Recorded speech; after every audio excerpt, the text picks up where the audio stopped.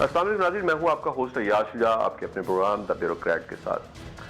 ناظرین، پاکستان میں تو یوں لگتا ہے جیسے کہ ہم ان لوگوں کی صف میں شامل ہیں جن سے ہمارا رب ناراض ہے۔ ایک کے بعد ایک مصیبت جو ہے وہ ہمیں سامنا کرنا پڑ رہا ہے۔ کووڈ-19 سے تو پوری دنیا نبرد آزما تھی اور بڑی حد تک ویکسین آنے کے بعد اب اس کی تباہ کاریوں میں بھی کمی آئی ہے، لیکن شاید ہم ان بدقسمت ممالک میں شامل ہیں جہاں پر وہ بیماریاں جن پر قابو پا چکے ہوتے ہیں، ہماری نااہلی سے وہ پھر سر اٹھاتی ہیں۔ میری مراد ڈینگی کی ہے۔ اس وقت محکمہ صحت جو ہے وہ کووڈ-19 سے اس طرح نبرد آزما نہیں ہے جیسے کہ ڈینگی سے ہے، اور ہمیں بھی اپنے ارد گرد ڈینگی کے پیشنٹس زیادہ نظر آ رہے ہیں اور اس سے اموات کا سلسلہ بھی شروع ہو چکا ہے۔ جی ہاں ناظرین، یہ ڈینگی وہی ہے جو مسلم لیگ نون کے دور حکومت میں سب سے پہلے ہم نے اس کو فیس کیا اور بڑا خوف تھا اس کا، لیکن پھر آہستہ آہستہ اس پہ قابو پا لیا گیا۔ پھر ہم نے ایک ایسی ایکٹیویٹی دیکھی جس کا شاید ہم اس وقت مذاق بھی اڑاتے تھے کہ مختلف وزراء اور اراکین قومی و صوبائی اسمبلی اپنے اپنے حلقوں میں ڈینگی لاروا ڈھونڈتے پائے جاتے تھے اور ہم اسے پبلسٹی سٹنٹ کہتے تھے۔ لیکن آج ہمیں اس پبلسٹی سٹنٹ کی اہمیت کا احساس ہوا جب ہم نے ضلعی انتظامیہ اور ان عوامی نمائندوں کو فیلڈ میں نہ دیکھا، اور اس کا خمیازہ ہم ڈینگی کی جو موجودہ لہر ہے اس کی صورت میں بھگت رہے ہیں۔ نہ ضلعی انتظامیہ نے اس سلسلے میں کوئی کام کیا، نہ ہمارے جو عوامی نمائندے تھے انہوں نے اس کی آمد سے پہلے اپنی ذمہ داری کا احساس کیا۔ پنجاب حکومت تو شاید انتظار کر رہی تھی ایک کے بعد ایک کرائسس کا کہ اس سے ہم کیسے نبرد آزما ہوں۔ میرے ساتھ آج موجود ہیں پروفیسر ڈاکٹر ظفر طاہر DN ہیں، یہ انسٹیٹیوٹ آف پبلک ہیلتھ کی۔ ہم کووڈ-19 میں ان سے انٹرویو کر چکے ہیں اور کووڈ-19 کے حوالے سے IPH کی بڑی خدمات ہیں کہ انہوں نے جس طرح ٹیسٹنگ دن رات کر کے اس وقت جو کہ کووڈ کی پہلی ویو تھی جس وقت خوف بھی بہت زیادہ تھا اور لوگ ڈر بھی بہت رہے تھے، لیکن جس طرح ان لوگوں نے کام کیا، اور اس وقت شاید میں بالکل یہ کہنے میں مجھے کوئی مذائقہ نہیں ہے کہ جو پہلی ویو تھی اس میں ڈاکٹرز کو بھی شاید کووڈ-19 کے بارے میں اتنا یا اس سے تھوڑا سا زیادہ پتا تھا جتنا عام لوگوں کو پتا تھا، اور اس سے لوگ خوفزدہ بھی زیادہ تھے۔ لیکن اس وقت ان سے بات کرنے کا آج مقصد یہ ہے کہ ڈینگی میں IPH کیا کر سکتا ہے، کیا اپنی خدمات انجام دے سکتا ہے۔ السلام علیکم ڈاکٹر صاحب۔ السلام علیکم جی۔ ڈاکٹر صاحب، کووڈ پہ تو ہم اب بعد میں آئیں گے کیونکہ پریورٹی دیکھیں ہماری بدقسمتی کہ کووڈ-19 اس وقت پوری دنیا کی ہیلتھ کے حوالے سے پریورٹی ہے اور ہماری پریورٹی اس وقت نمبر 1 ڈینگی ہے۔ سب سے پہلے مجھے یہ بتا دیں کہ ڈینگی کی کتنی اقسام ہیں؟ ڈینگی کی 4 اقسام ہیں جو سیرو ٹائپس جن کو ہم کہتے ہیں، ڈین 1 2 3 4 ٹائپس کی ہوتی ہیں۔ اور جس طرح آپ نے فرمایا کہ اس وقت جو ہے ڈینگی کافی پریویلنٹ ہے ہمارے ملک میں، اور اس کے اندر جو ہے نہ صرف حکومت کام کر رہی ہے، حکومتی ادارے اپنا کام کر رہے ہیں، بلکہ یہ کہ عوام کی بھی اتنی ہی کوپریشن اس کے اندر ہونی بڑی اہم ہے، کیونکہ یہ صرف گورنمنٹ کے SOPs دینے سے یا ڈائریکشنز دینے سے کنٹرول نہیں ہوگا، اس میں عوام کا تعاون جو ہے وہ پورا ان کے ساتھ ہوگا تو وہ اپنے ٹارگٹس کو میٹ کر سکتے ہیں۔ ڈاکٹر صاحب، ڈینگی کی جو آپ نے 4 اقسام بتائیں، ان میں سے کون سی جان لیوا ہے، کیسے اس سے بچا جا سکتا ہے، یعنی ہم احتیاط کیا کریں؟ ڈاکٹر یاسمین راشد تو آن سکرین کہہ چکی ہیں کہ فجر اور مغرب کے وقت یہ مچھر جو ہے یہ کاٹتا ہے، یعنی اس وقت احتیاط کی جائے اور سارا دن احتیاط کرنے کی اس میں ضرورت ہے یا نہیں، یہ میرے ناظرین کو بتا دیں ذرا۔ پہلی چیز تو میں آپ کو اقسام کے بارے میں بتاؤں گی کہ جو ان کی اقسام ہے ان کی جو لیتھیلٹی یا جو ان کی انفیکٹیوٹی ہے وہ آلموسٹ وہ سب کی برابر ہے، ان میں سے کوئی ایسا چیز نہیں ہے کہ ایک جو ہے وہ زیادہ جان لیوا ہے اور جو دوسرا ہے وہ کم جان لیوا ہے۔ سو ونس ان میں سے کسی اقسام میں سے ان میں سے ایک کی بھی جب بھی کوئی انفیکشن ہو جاتی ہے تو ریزلٹس آلموسٹ جو ڈیزیز پیٹرن ہے وہ سیم رہتا ہے اس کے اندر، اور جو احتیاطی اقدامات بھی ہیں وہ بھی اپنے 4 اقسام کے لیے ایک جیسے کرنے ہیں۔ فرق اس میں صرف یہ ہے کہ اگر ایک قسم سے آپ کو ڈینگی ہو جاتا ہے تو دوبارہ اس کے خلاف جسم میں امیونٹی پیدا ہو جاتی ہے، اور لیکن انسان ولنریبل ہوتا ہے دوسری قسم سے کرنے میں۔ سو اگر ڈین 1 ہو جائے گا تو ڈین 2 3 4 اس بندے میں ہو سکتا ہے، لیکن ڈین 1 سے اس کے اندر کچھ امیونٹی ڈیولپ ہو جائے گی۔ پریونٹیو اسٹریٹجیز جو ہیں وہ یہی کہتی ہیں کہ جو اس کا ماسکیٹو ہے جو اس کے وائرس کو ٹرانسمٹ کرتا ہے ڈینگی کے وائرس کو، وہ مغرب کے وقت سورج غروب ہونے کے وقت اور سورج طلوع ہونے کے وقت جو ہے وہ کاٹتا ہے، لیکن اس کا یہ مطلب قطعاً نہیں ہے کہ آپ نے باقی اوقات میں اپنی جو ہے اپنے حفاظتی اقدامات نہیں کرنے۔ باقی اوقات میں بھی جس طرح ہے کہ آپ نے فل سلیو شرٹس اپنے کپڑے پہن کے رکھنے ہیں, باہر نکلنا ہے تو موسپر لگا کے نکلنی ہے, لیکن ان اقدامات کو اپنے زیادہ انشور کرنا ہے ان ٹائمنگز پہ جیسا کہ مچھر کے کاٹنے کے ٹائمنگز ہیں, یعنی طلوع آفتاب اور غروب آفتاب کے. ڈاکٹر صاحب مجھے لوگ سوال کرتے ہیں, ڈاکٹر یاسمین راشد کی وہ پریس کانفرنس کافی دیکھی گئی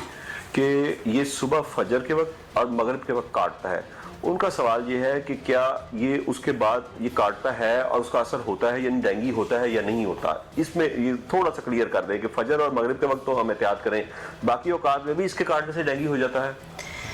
مچھر کے اندر ڈینگی کا وائرس کہاں سے آتا ہے؟ یہ وائرس جو ہے یہ مچھر کے اندر پایا جاتا ہے. جب مچھر کسی کو کاٹتا ہے تو وہ ٹرانسمٹ کر دیتا ہے وائرس کو اس انسان کے اندر. بالکل ٹھیک. وہ وائرس انسانی جسم میں جا کے ملٹی پلائی کرتا ہے اور ڈیزیز پروڈیوس کر دیتا ہے. یہ ایک سائیکل ہوتا ہے. جب پیشنٹ ہوتا ہے, اسی لیے پیشنٹس کو نیٹس کے اندر رکھا جاتا ہے تاکہ اس کو دوبارہ مچھر نہ کاٹے, کیونکہ اگر مریض کو مچھر کاٹ جائے گا تو اس کے اندر دوبارہ ڈینگی وائرس آ جائے گا اور وہ اس کو منتقل کر سکتا ہے ایک انسان سے دوسرے انسان کے اندر. یعنی انسانوں سے ڈائریکٹ یہ جو وائرس یہ منتقل نہیں ہوتا. اب جب مچھر نے انسان کو کاٹ لیا تو اس وقت اس کے اندر ڈینگی کا وائرس آ گیا. اس مچھر کا جو ہیومن بائٹ کرنے کا جو سائیکل ہے وہ یہی ہے کہ وہ فجر کے وقت اور مغرب کے وقت ہی کاٹتا ہے, لیکن اگر بیچ میں بھی اگر اس کو کوئی ہیومن باڈی ایسی مل جاتی ہے یا کہیں مچھر بیٹھا ہے, کوئی ایکسپوز پورشن ہے اور اس نے اس کو بائٹ کر لی ہے تو وہ مچھر کو وہ وائرس کو منتقل کر سکتا ہے. سو احتیاطی تدابیر تو آپ اپنی جاری رکھیں, لیکن زیادہ ہمیں کیئرفل ہونے کی, یہ بات بالکل ٹھیک ہے کہ فجر کے وقت اور مغرب کے وقت وہ کاٹتا ہے, زیادہ کیئرفل ہونے کی آپ کو ضرورت ہے. اچھا, یہ جو آپ نے 4 اقسام بتائیں, اس میں آپ کہہ رہی ہیں یہ ہر قسم ایک جیسی ہی ڈینجرس ہے یا اس میں بھی کوئی ہے کہ یہ پہلی قسم زیادہ ڈینجرس ہے, دوسری سے دوسری, تیسری سے تیسری, چوتھی سے, یا یہ سب ایک طرح کی ہی ہیں؟ ایکولی ڈینجرس ہیں, اور ان کا جو رول ہے جسم میں جا کے وہ جس طرح کی ڈیزیز پروڈیوس کرتے ہیں وہ بھی تقریباً وہی ہے. ایک جیسے ان کے سائنز اینڈ سمٹمز ہوتے ہیں اور جو ان کی پریونٹیو اسٹریٹجیز ہیں وہ بھی سب کی ایک جیسی ہیں. عوام نے جو احتیاطی تدابیر استعمال کرنی ہے تمام اقسام کے لیے وہ ایک جیسی ہیں کہ اپنے آپ کو مچھر کے کاٹنے سے بچانا ہے. اور جس طرح میں نے شروع میں آپ کو بتایا تھا کہ اس میں ڈیفینیٹلی گورنمنٹ کا ایک بہت بڑا رول ہے, لیکن گورنمنٹ جو ہے وہ اپنے ہدف کو, اہداف کو جو ہے اچیو نہیں کر سکتی جب تک کہ اس میں عوام کی بھی کنٹریبیوشن شامل نہ ہو. اور عوام کا سب سے اہم رول اس کے اندر آتا ہے کہ اپنے گھروں کے اندر اس مچھر کی بریڈنگ سائٹس کو ختم کرنے میں ان کا رول آ سکتا ہے. اب وہ اس کو کیسے ختم کر سکتی ہیں؟ جہاں پہ بھی کہیں پہ پانی کھڑا ہوا ہے, کیونکہ یہ مچھر جو ہے وہ اپنے انڈے دیتا ہے کھڑے ہوئے پانی میں, تو جو آپ کی سٹینڈنگ واٹر باڈیز ہیں ان کو اگر عوام ڈرین کر دے گی, لوگ اپنے گھروں میں ان کا خیال کریں گے تو یہ مچھر بریڈ ہی نہیں کر سکتا. اور عام طور پہ یہ جو مچھر ہے یہ انڈور کا مچھر ہے, گھر کے اندر جا کے یہ کاٹتا ہے. اچھا ڈاکٹر صاحب مجھے صرف اتنا بتا دیں کہ جو گزشتہ حکومت, یعنی کہ یہ جب یہ پہلی بار ہمیں ڈینگی کا نام سنا اس وقت تو آئی پی ایچ اس میں بڑا فعال کردار ادا کر رہا تھا, کیا اس بار آپ کو اس میں کردار ادا کر رہے ہیں یا گورنمنٹ نے آپ سے کوئی مشاورت کی؟ آئی پی ایچ کا کوئی رول ہے اس میں؟ ابھی بھی جی آئی پی ایچ کا بڑا اہم اپنا اس میں کردار ادا کر رہا ہے, کیونکہ جو ہیلتھ ڈپارٹمنٹ پیراسائٹولوجی لیب ہے, پیراسائٹولوجی لیب کا مطلب ہوتا ہے ایسی کہ جو پیراسائٹس کے ساتھ, اور انٹمولوجی لیب ہے جو کہ کیڑوں کے ساتھ ڈیل کرتی ہے, خاص طور پہ خصوصاً مچھروں کی اقسام کے لیے. وہ آئی پی ایچ میں ایک اسٹیٹ آف دی آرٹ ایسی لیبارٹری موجود ہے. سو پورے پنجاب سے جو لاروے کی مختلف اقسام ہیں ہمارے پاس ٹیسٹ ہونے کے لیے آتی ہیں, یہ دیکھنے کے لیے کہ آیا یہ ڈینگی والا مچھر ہے کہ یہ دوسرا مچھر ہے. سو ابھی تک اگر آپ سمجھیں تو تقریباً کوئی 15,000 سیمپلز ہمارے آئی پی ایچ میں ابھی تک اس سیزن میں ٹیسٹ ہونے کے لیے آ گئے ہوئے ہیں, جن کی ہم نے رپورٹ بھی ایشو کر دی پنجاب سے, پورے پنجاب سے. دوسرا کام ہمارا پیراسائٹولوجی اور انٹمولوجی لیب میں جو ہمارا اہم رول ہے وہ یہ ہے کہ جو انسیکٹیسائڈ اس مچھر کو مارنے کے لیے استعمال کیا جاتا ہے اس کو پروکیورمنٹ کے سے پہلے یہ دیکھنے کے لیے کہ آیا یہ ان مچھروں کے اگینسٹ افیکٹو ہے کہ نہیں ہے, وہ ہمارے پاس ٹیسٹنگ کے لیے آتا ہے. سو اس میں 3-4 قسم کے انسیکٹیسائڈ ایسے ہیں جن کی ہم نے رپورٹ ابھی تک جاری کر کے حکومت کو دے دی ہوئی ہے تاکہ پروکیورمنٹ میں ان کو آسانی رہے کہ یہ واقعی ان مچھروں کے, ڈینگی کے مچھر کے خلاف جو ہے اس میں یہ افیکٹو ہے اور مچھر میں اس کے خلاف کوئی قوت مدافعت نہیں ہے. ڈاکٹر صاحب مجھے بار بار ایک بریک کا کہا جا رہا ہے, بریک کے بعد डेंगू से ही मुतल्लिक PCSIR की मदद के लिए आपकी टेस्टिंग लैब कितना काम कर रही है, लेकिन आफ्टर शॉर्ट ब्रेक।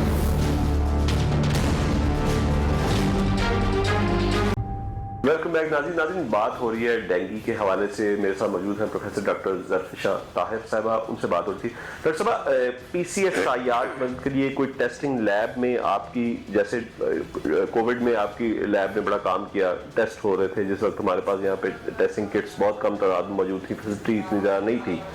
तो इस वक्त भी आपको इनकी मदद कर रही हैं PCSIR लैब की? इसमें मैं दोबारा बताना चाहूंगी कि इस वक्त जो टेस्ट है ना वो दो सतह पे किए जाते हैं। एक तो ये कि मच्छर के ऊपर टेस्ट किए जाते हैं, क्योंकि डेंगू में दो चीज़ों का बड़ा अहम किरदार होता है कि मच्छर के अंदर डेंगू का वायरस होता है, उसकी बाइट से इंसानों में मुंतकिल होता है और इंसानों में डिजीज कॉज कर देता है। सो मच्छर में हमने ये देखना है कि ये आया डेंगू का ही मच्छर है कि कोई और मच्छर है, और इंसानों में जो टेस्ट हो रहा है वो ये देखना है कि इंसानों में ये डिजीज पाई जाती है कि नहीं पाई जाती। मच्छरों के ऊपर जो है टेस्टिंग वो हम इस वक्त पूरी कर रहे हैं। जिस तरह मैंने आपको बताया है कि हम मच्छर की इकसाम को भी आइडेंटिफाई कर रहे हैं और मच्छरों के अंदर जो है इंसेक्टिसाइड की इफेक्टिवनेस को भी देखा जा रहा है। इंसानों के अंदर जो टेस्ट है वो तो हमारी मुख्तलिफ जो टीचिंग हॉस्पिटल की लेबॉर्ट्रीज है वो भी कर रही हैं। IPH के अंदर जिस लेबॉर्ट्री या जिस टेस्टिंग को कंसिडर किया जा रहा है वो देखा जा रहा है कि सीरो टाइपिंग के लिए IPH के अंदर एक ऐसी लेबॉर्ट्री का क़याम कर दिया जाए जिसमें हम सीरो टाइपिंग से ये दे सकें कि वायरस की कौन सी किस्म है जो इस वक्त ज़्यादा प्रिवेलेंट है। जो हमने 4 इकसाम आपको बताई हैं, डेन 1, 2, 3, 4, इनमें से कौन सी ज़्यादा है इस वक्त? उसमें जब ये हमारी सीरो टाइपिंग शुरू हो जाएगी तो उस वक्त हम आपको बताएंगे कि इनमें से कौन सी इकसाम जो है, क्योंकि पिछले सालों में जब हमारा आउटब्रेक हुआ है तो ये 4 इकसाम पाई जाती थी, लेकिन इस दफ़ा हमें देखने की ज़रूरत है कि कौन सी है। इसके लिए जो हुकूमत है वो कंसिडर कर रहे हैं कि IPH के अंदर इस सीरो टाइपिंग की जो लैब है, फैसिलिटी है, इसको इस्टेब्लिश कर दिया जाए। हमसे इसके बारे में पूछा गया है, हमने अपनी रिक्वायरमेंट्स गवर्नमेंट को दे दी हैं एंड होपफुली इसका बहुत जल्दी जो है इसकी फैसिलिटी हमारे पास शुरू हो जाएगी। अच्छा डॉक्टर साहब, अब ये डेंगू के बाद मैं दोबारा आता हूँ कोविड पे। आल दो कि कोविड इस वक्त पाकिस्तान की हद तक तो इसका काफ़ी नीचे जा रहा है ग्राफ, लेकिन ये आप नहीं समझती कि इस वक्त एकदम जो पिछली बारिशों में थोड़ा सा टेम्परेचर कम था उस वजह से वो बढ़ जाता है, और जब टेम्परेचर ऊपर आता है तो उस कोविड का ग्राफ नीचे चला जाता है, और जैसे ही हम ये इसी महीने के आखिर और अगले महीने में दाखिल होंगे फिर टेम्परेचर नीचे जाएगा तो कोविड ऊपर आएगा? आपकी जो ऑब्जर्वेशन है वो बिल्कुल ठीक है, लेकिन ये जो अभी तमाम आपने चीज़ बयान की है कि कोविड की जो अकरेंस है वो हम टेम्परेचर रिलेटेड कर सकते हैं, ये अभी एक जिसे कहते हैं हाइपोथेसिस या एक एग्जम्पशन है। इसके ऊपर बहुत सी रिसर्चेस चल रही हैं। जब तक कि हमारे पास एविडेंस बेस्ड डेटा नहीं आ जाता हम उसके बारे में हतमी कोई चीज़ नहीं कह सकते, लेकिन ये बहुत से लोगों की ऑब्जर्वेशन है कि जो डेंगू का सर्ज है वो हमारा टेम्परेचर रिलेटेड है। लेकिन यहाँ पे मैं कहूँगी कि इस वक्त जो हुकूमत पाकिस्तान ने और ख़ास तौर पर पंजाब में जो रैपिड हमारी एक वैक्सीनेशन जो कैंपेन है वो चली है और लोगों को बड़ी एक्सटेंसिव लेवल पे रोबस्ट किस्म की वैक्सीनेशन दी गई है,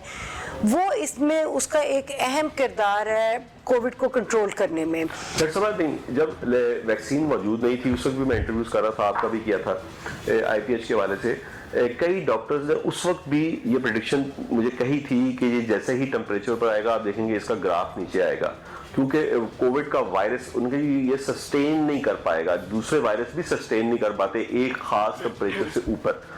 जितना कम सस्टेन करेगा उतना ज्यादा इसका फैलाव जो है वो महदूद होता जाएगा। तो क्या इस हवाले से भी IPH ने कोई अपनी रिसर्च कर या बाकी अपना महकमा सेहत के UHS वगैरह जो इदारे हैं उनसे रिसर्च करके कोई अपना हमने काम किया है, या बाहर से हमें कुछ इस सिलसिले में गाइडलाइन मिली है? क्योंकि मैंने अभी कुछ ही अरसे में देखा है कि एकदम कोविड जो पहले ये इसकी 4th वेव थी ऊपर जा रही थी, एकदम ये नीचे डिक्लाइन की तरफ जा रही है। जी, बात बिल्कुल आपकी ठीक है, क्योंकि बहुत सी जगह पे ये स्टडीज हो रही हैं कि इस वक्त जो कोविड का वायरस है उसके ऊपर कौन से ऐसे फैक्टर्स हैं जो उसके लिए फेवरेबल होते हैं और कौन से ऐसे फैक्टर्स हैं जो उसके अगेंस्ट काम करते हैं। IPH ने खास तौर पे इसके ऊपर काम किया है university of veterinary animal sciences के साथ मिलके। उसके अंदर हमने ये देखा कि आयोडीन जो कि एक एंटीसेप्टिक है اس کا کیا رول ہو سکتا ہے کووڈ وائرس کے اوپر, اور اس کے اندر ہمیں اس کا ایک بڑا پازیٹیو رول نظر آیا ہے کہ وہ کووڈ کے وائرس کو ختم کر سکتا ہے. اس کے علاوہ جو آئی پی ایچ کے اندر کووڈ کے اندر ریسرچز ہوئی ہیں, اس کے اندر ہم نے سیوریج کے اوپر ایک کام کیا ہے کہ ہم نے یہ دیکھا ہے, وہ بھی دوبارہ ہم نے یونیورسٹی ویٹرنری اینیمل سائنسز کے ساتھ مل کے یہ کام کیا ہے. ہم نے یہ دیکھا ہے کہ جہاں پہ کووڈ کا جس علاقے میں مریض پایا جاتا ہے اس کے سیوریج سسٹم کے اندر وائرس کی کیا سسٹینیبلٹی ہے اور وہ کتنا ڈائگنوز ہو سکتا ہے. اس کے اندر بھی ہمیں بڑے انکریجنگ ریزلٹس ملے ہیں, جس میں ہم نے دیکھا ہے کہ اگر سیوریج سسٹم میں دیکھا جائے تو اس علاقے میں جہاں پہ مریض پائے جاتے ہیں سیوریج کے اندر بھی وائرس پایا جاتا ہے. یہ والی چیز جو یہ فائنڈنگ ہے یہ ہمیں اس نے لاک ڈاؤن میں بڑا ہیلپ کیا, کیونکہ اور ہیلپ کر سکتا ہے کیونکہ ہم سلیکٹیو ایریاز کے اندر لاک ڈاؤن کر سکتے ہیں انسٹیڈ آف کے بہت ایکسٹینسو ایریاز کے اندر آپ کر کے نہ کیا جائے, کیونکہ اس میں لوگوں کو بہت آپ سمجھیں کہ جو ان کے لیے جو ہے وہ اتنا کمفرٹیبل نہیں ہوتا. سو اگر آپ ایک لمیٹڈ ایریا کو لاک ڈاؤن کریں گے لوگوں کے لیے بھی کمفرٹیبل ہوگا, اور ہماری جو لاک ڈاؤن کی امپلیمنٹیشن اسٹریٹجی ہے وہ بھی زیادہ افیکٹو اس کے اندر ہو سکتی ہے. امریکہ میں فائزر کی بوسٹر ڈوز لگنا شروع ہو گئی ہے 60 پلس لوگوں کو. آپ سمجھتی ہیں, پہلی بات تو یہ ہے پاکستان میں بدقسمتی سے فیک ویکسینیشن کارڈز بھی بن رہے ہیں. میں کئی لوگوں کو جانتا ہوں جو خوفزدہ تھے ویکسینیشن سے, وہ نہیں لگوانا چاہتے تھے. کچھ سوشل میڈیا پہ جو افواہیں چل رہی ہیں انہوں نے ان کے دماغ میں گھر کیا ہوا تھا, انہوں نے وہ فیک ویکسینیشن کارڈ بنوائے.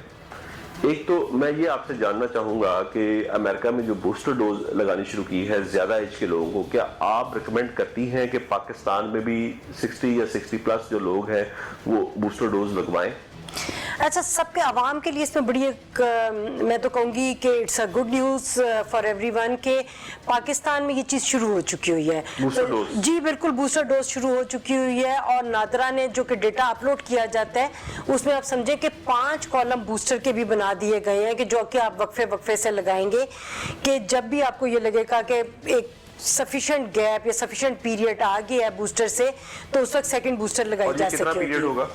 اس کو 3 سے 4 مہینے میں ہے, اس کو اپنے اینٹی باڈی ٹائٹر سے بھی مانیٹر کیا جا سکتا ہے. اور اس میں یہ کہ 50 زیادہ ایج کے لوگ, ایسے لوگ جن کے اندر کوموربیڈیٹیز موجود ہے, جن لوگوں نے انٹرنیشنل ٹریولنگ کرنی ہوتی ہے, تو ان سب کے لیے جو بوسٹر اور فائزر کی بوسٹر ویکسین کی پروویژن موجود ہے جی. اچھا ڈاکٹر صاحب, اس کے ساتھ مجھے یہ بھی بتائیں کہ کووڈ یعنی جتنا ابھی تک گزرا, آپ ریسرچ بھی کر رہی ہیں, انفلوئنزا کے جتنے بھی وائرسز ہیں یہ جیسے ہی موسم سرد ہوتا ہے, اور اس کی کووڈ کی طبع کاریاں بھی دیکھیں تو زیادہ تر ان ممالک میں ویسٹ میں جہاں پہ موسم زیادہ سرد ہوتا ہے وہاں ہمیں دیکھنے میں آئی. اگر ہم ہیلتھ سسٹم ان کا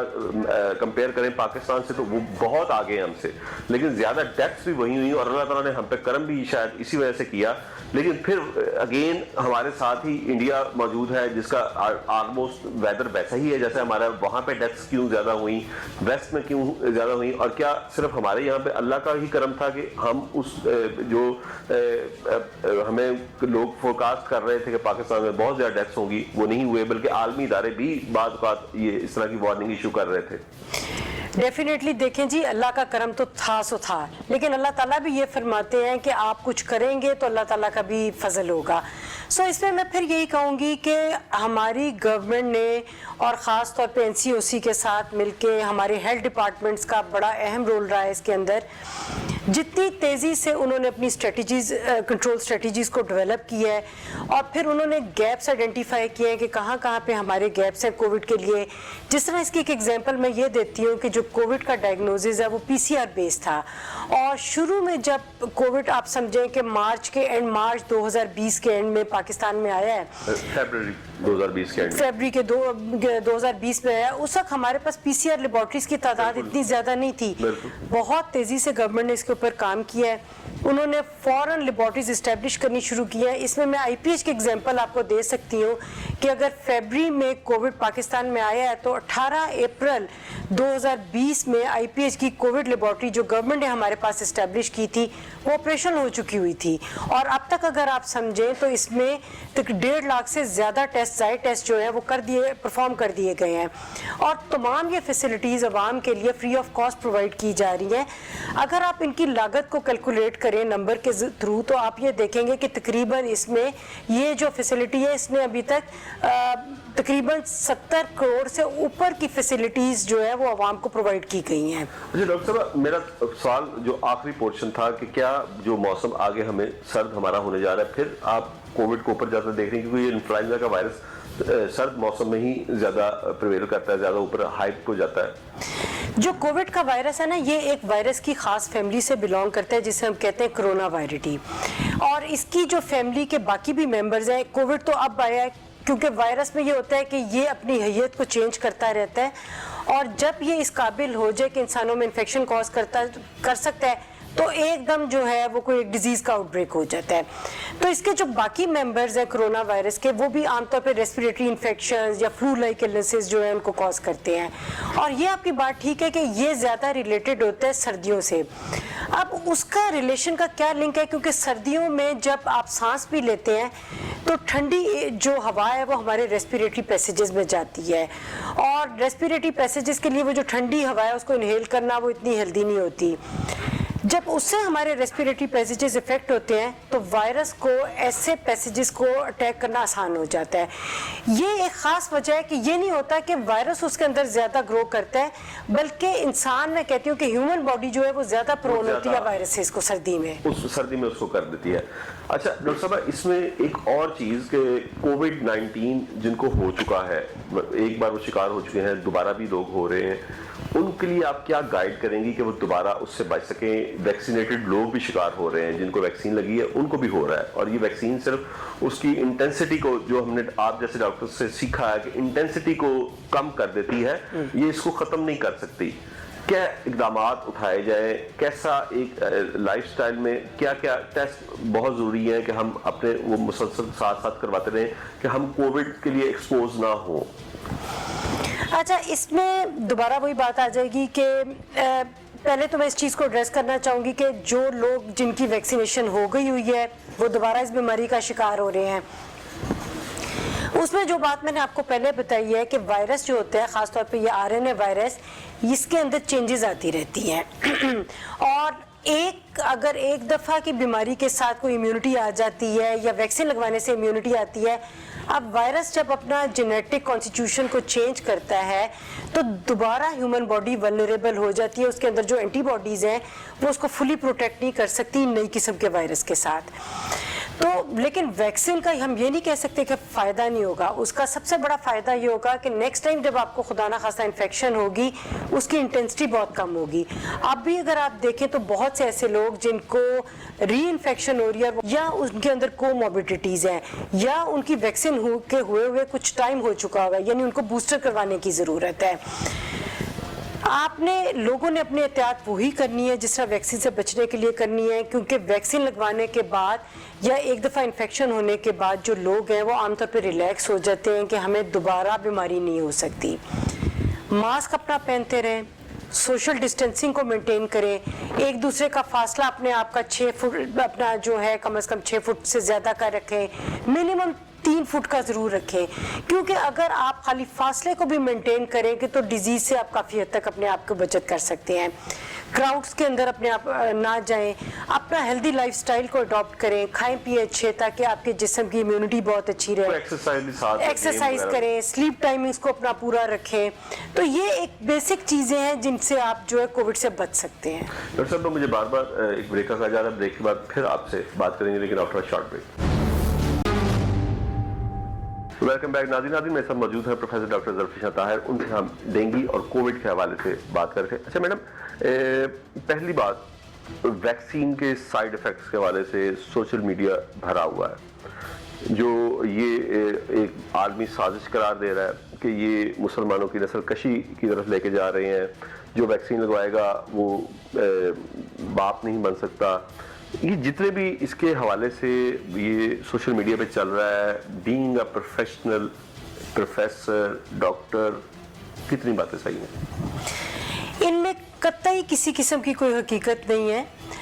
इसकी मैं आपको एक मिसाल दूंगी पोलियो की वैक्सीन के लेके। जब पोलियो की वैक्सीन दी जाती है तो अगर आप देखें रूरल एरियाज़ के अंदर और ट्राइबल एरियाज़ के अंदर इसी किस्म की गलत इंफॉर्मेशन स्प्रेड की जाती है कि ये मुसलमानों की नस्ल कशी के लिए पोलियो की वैक्सीन दी जा रही है, और ये एक बहुत बड़ा फैक्टर है कि लोग इसको रेजिस्ट करना शुरू कर देते हैं। और इसी वजह से अभी तक पोलियो खत्म नहीं हो सकता, और ये एक बहुत बड़ी वजह कि हम जो है ज़रा थोड़ा सा लैग बिहाइंड कर रहे हैं। ना सिर्फ ये कि बल्कि ऐसे एरियाज़ में जब हमारे वैक्सीनेटर्स जाते हैं तो लोग उनको घरों में घुसने नहीं देते, बल्कि एट टाइम्स कई दफ़ा उनको जो है उनके ऊपर अटैक होने की भी कुछ लोग मर्डर हो चुके हैं। हाँ, मर्डर हो चुके हैं इसके अंदर।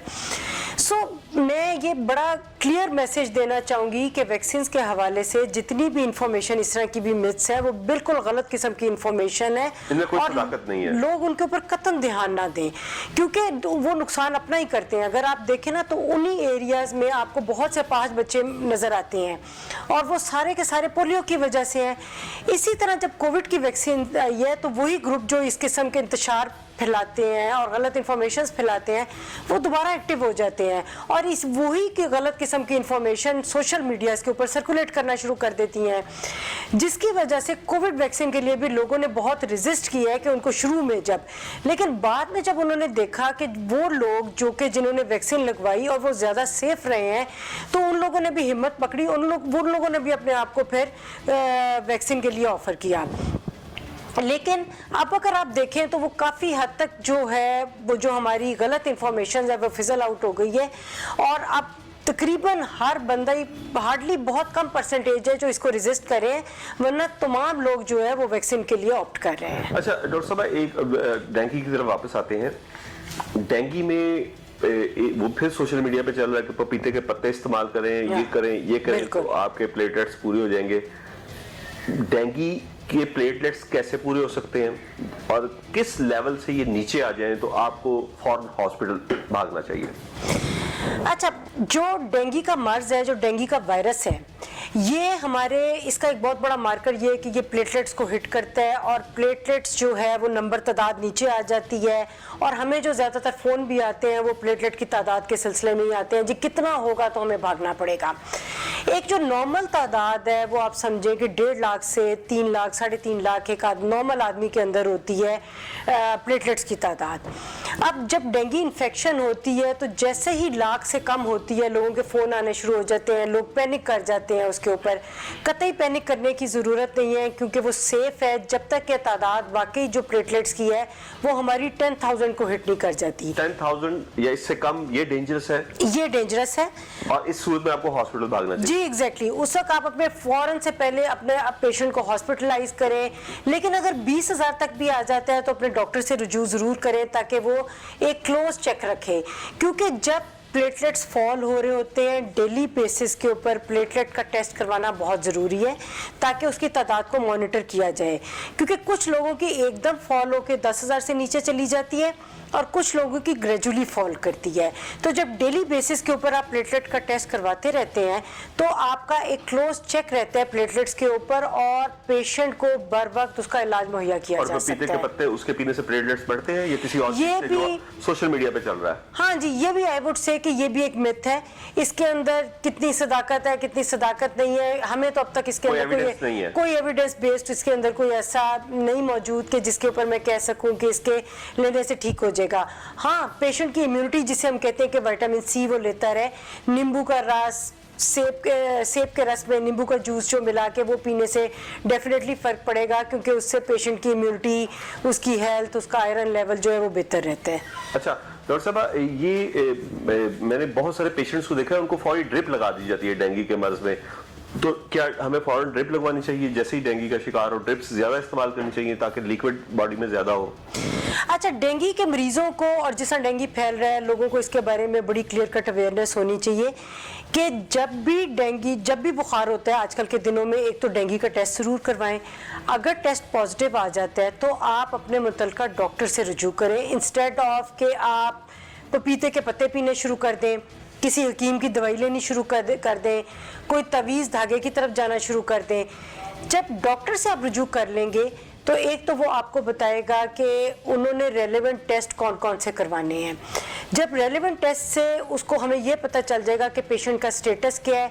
اس کا پلیٹلیٹس کا ٹرینڈ کدھر جا رہا ہے, تو پھر نہ صرف ڈاکٹر اس کا پلیٹلیٹ کے ٹرینڈ کے اوپر نظر رکھے گا بلکہ اس کے اوپر بھی نظر, کیونکہ اس مرض کے اندر, ڈینگی کے مرض کے اندر الٹیاں وغیرہ بھی آتی ہیں اور پیشنٹ کے ڈی ہائیڈریٹ ہونے کے بھی چانسز ہیں. اس صورت میں ڈرپس لگوانی چاہیے اس صورت, لیکن اس لیبارٹری کے ٹیسٹ کے اندر ان ڈی ہائیڈریشن کے سرٹن مارکرز ہیں کہ جن کو دیکھنے کے بعد یہ دیکھا جاتا ہے کہ ڈرپ لگنی ہے کہ نہیں لگنی. لیکن اس سے پہلے ڈرپ بالکل نہیں لگنی چاہیے, کیونکہ آلریڈی جو ہمارے جسم کا فلوئڈ ہے وہ ویسل سے نکل کے باہر جا رہا ہوتا ہے. تو اگر آپ اننیسیسری ڈرپس لگائیں گے تو وہ مرض کو فردر بڑھا دے گا انسٹیڈ آف کہ اس کو ٹریٹ کر لیں گے. اچھا, اس میں یعنی کہ ہمیں ڈاکٹر کے ہی سے رجوع کرنا چاہیے, ہمیں یہ ایسے جو کلینکس جو ہے اسپیشلائزڈ ڈاکٹر کے پاس جانا چاہیے, وہ ٹیسٹ کر کے آپ کا علاج کرے. آپ یہ کہنا چاہ رہی ہیں بجائے اس کے کہ ہم کلینک جائیں اور وہاں پر اننیسیسری ڈرپس کے ذریعے لیکوڈ اپنی باڈی میں انہیل کریں. جی یقیناً, بالکل میں یہی بات کہہ رہی ہوں, کیونکہ آپ دیکھیں نا جہاں پہ ہمارے کویکس بیٹھے ہوئے ہیں, بہت سی جگہ ایسی ہیں اور خاص طور پہ ہمارے سبربس کے ایریاز میں جہاں پہ ڈاکٹرز موجود نہیں, وہاں پہ ڈسپینسر جو ہیں وہ ڈاکٹر بن کے لوگوں کو ٹریٹ کر رہے ہیں. اور آپ جب اس طرح لوگوں کے پاس ڈسپینسرز کے پاس جائیں گے یا کویکس کے پاس جائیں گے, وہ پہلا کام یہ کرتا ہے پیشنٹ کی سیٹسفیکشن کے لیے ٹیکا لگائے گا یا ڈرپ لگا دے گا. اور ڈرپ اس صورت میں جو ہے انیشیل فیزز میں آپ کے لیے جو ہے خطرناک بھی ثابت ہو سکتی ہے جب تک کہ واقعی پیشنٹ جو ہے وہ ڈی ہائیڈریٹ نہیں ہو جائے گا. تو اس لیے اپنے کوالیفائڈ ڈاکٹر کے پاس جائیں تاکہ وہ ڈیزیز کو properly as per guide lines جو ہے اس کو مینیج کر سکیں. آخری سوال ڈاکٹر صاحب, مجھے امریکہ اور دیگر ویسٹرن کنٹریز میں جا کے دیکھنے کا اتفاق ہوا کہ ملٹی وائٹامنس تو سٹورز میں بھی پڑے ہوتے ہیں, یعنی کہ آپ گروسری سٹور پہ جائیں وہاں پہ ملٹی وائٹامنس اویلیبل ہیں, لیکن وہاں پہ پیناڈول بھی ڈاکٹر کی اس کے پرسکرپشن کے بغیر آپ کو نہیں دی جاتی. جبکہ یہاں پہ ہم دیکھ رہے ہیں کہ ڈاکٹرز, پڑھے لکھے ڈاکٹرز اینٹی بایوٹک کا استعمال بڑے خوفناک حد تک زیادہ کروا رہے ہیں. کیا آپ نہیں سمجھتے کہ یہ بھی نقصان دہ ہے؟ آپ نے یہ بڑا اچھا کویشچن کیا ہے, کیونکہ